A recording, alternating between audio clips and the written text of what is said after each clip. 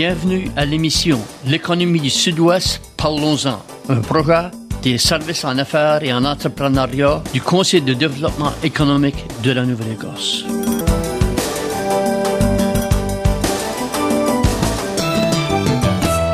Bonsoir, bienvenue à l'émission L'économie du Sud-Ouest, parlons-en, avec Dave Leblanc, Alain Béliveau et André Leblanc. Les services en affaires et en entrepreneuriat du Conseil de développement économique de la Nouvelle-Écosse sont fiers de vous offrir cette émission, une nouvelle émission sur les zones de CIFA. Le but de l'émission, bien sûr, est de vous informer sur le développement économique du Sud-Ouest et vous donner le goût d'apprendre. Alors, André, pourrais-tu nous parler un peu du but du projet ce soir? Certainement, merci Dave. Si on pense vraiment à c'est quoi le but que on va discuter dès le début, c'est plutôt envers vraiment avoir un impact positif sur l'économie du Sud-Ouest de la Nouvelle-Écosse. Et ça veut pas rien que dire le développement d'entreprises nouvelles. Ça veut aussi dire supporter nos entreprises existantes dans le coin, dans nos deux municipalités et dans le coin Sud-Ouest.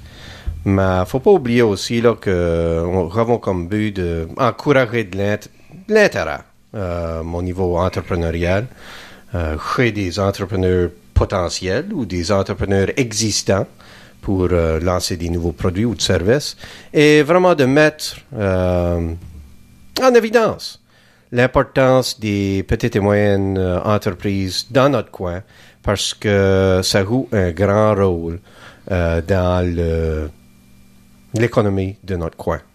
C'est plutôt ça. En gros.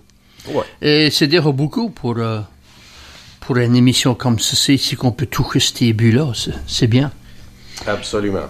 Alors, Alain, parle-nous un peu du rôle du Bureau des affaires, des services en affaires et en entrepreneuriat du Conseil de développement économique de la Nouvelle-Écosse.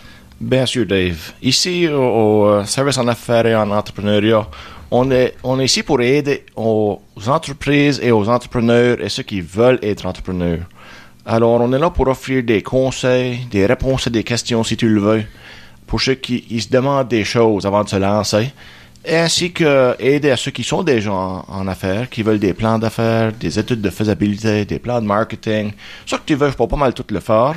Ça coûte rien pour demander des questions, que le monde vienne nous voir, ça coûte rien pour des conseils. Les plans, ça coûte, mais notre taux est très abordable, puis on est fiers de voir n'importe qui, puis il n'y a pas de surprise. On parle à n'importe qui pour rien pour commencer. Et puis, il ne faudra pas oublier de mentionner qu'on a un bureau par en bas aussi. Oui. Ici, à la Pointe d'Église, au centre Louis E. Deveau, et ainsi que à le campus de Sainte-Anne qui se trouve à Toscott. OK. Rosalind Nickerson se trouve là. OK.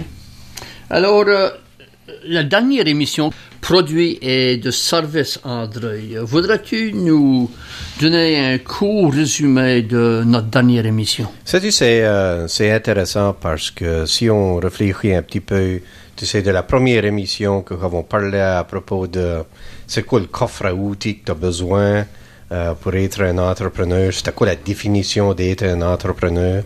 Puis là, nous avons progressé de ce point-là. Parler dans notre deuxième émission, qui était plutôt envers définir des produits et des services. Puis je crois que ça qu'on trouve là, c'est que c'est pas si simple que ça. C'est plutôt une activité, il faut vraiment mettre de la pensée dedans et il faut vraiment se servir de sa définition de ses produits ou ses services comme un outil pour vendre son entreprise, particulièrement si on est en train de créer une entreprise nouvelle ou lancer des produits ou des services nouveaux et expansionner son entreprise qui existe. Alors, c'était plutôt ces deux domaines-là qu'on a discuté jusqu'à date et je crois que ça commence à créer le format de lorsqu'on s'en va dans la prochaine émission. Mm-hmm. Voudrais-tu ajouter de quoi, Alain, sur... Non, je trouve que André fait bon point là. C'est une progression chronologique qu'on a fait d'entreprendre ici là. Puis c'est bien comment est-ce qu'on a évolué d'être un entrepreneur, puis là définir ton produit et ton service avant qu'on aille plus loin. C'est très bien. Mm-hmm. OK, alors ça nous amène bien sûr à le sujet de cette semaine. Et cette semaine, on va parler de une étude de faisabilité. Et avant de parler de ceci, Alain, pourrais-tu nous parler un peu de, je sais pas, l'importance de faire une étude de faisabilité? C'est important de faire une étude? Ben, avant d'aller comme ça trop en détail, les grandes lignes, là, l'étude de faisabilité est un instrument pour prouver que ton idée est viable. Ça fait que, basically, avant de te lancer et dépenser du temps, de l'énergie et de l'argent vers un projet, tu fais une étude pour voir si ton projet va survivre ou si c'est une bonne idée. Parce qu'il y a des fois que ça y est pas. Alors, c'est quelque chose qui vient avant le plan d'affaires et qui peut garder des différentes options. Okay. C'est intéressant comme point, ça, parce qu'on voit comment que ça s'enchaîne tout. De débuter, tu sais, un travail entrepreneurial en pensant à propos de soi-même, puis là, en pensant à propos de ses produits et ses services. Puis ça, c'est le début de commencer à parler à propos de la faisabilité de son idée.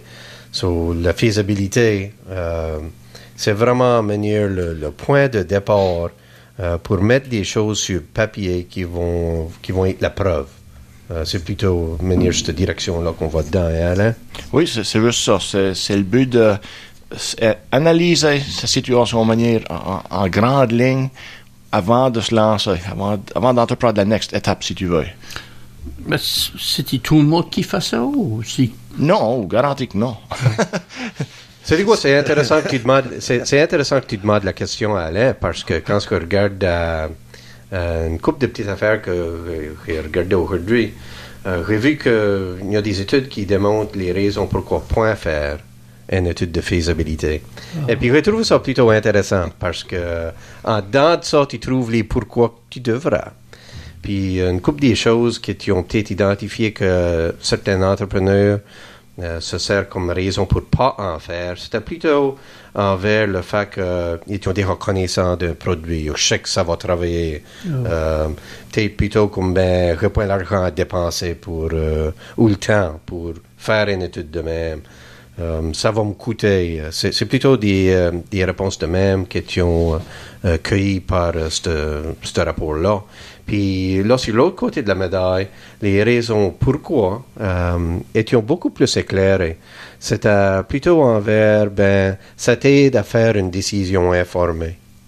Et puis, je crois que si on commence par la base de ça, là, c'est plutôt faire une décision informée en mesurant certaines choses, puis on va élaborer un petit peu plus dans l'émission sur c'est quoi exactement ces choses-là.